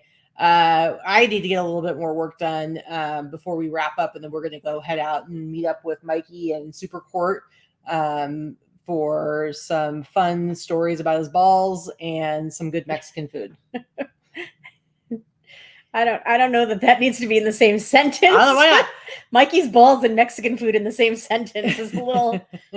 I don't know that we needed to have that. But I do. Or you need to remind me. I have to bring Mikey his T-shirt. So. Oh, all right. Now this is going into the gutter. Thanks, Sonny. It's evolving even more. All right, guys. We will see you. Don't forget Tuesday, my Whatnot show, which is linked below. Also, the Reseller Remix virtual meetup linked down below on Tuesday. Wednesday, we have our show with Jess on our YouTube channel. So seriously, we got some stuff lined up for you, and we will see you later. All right. Bye. Bye.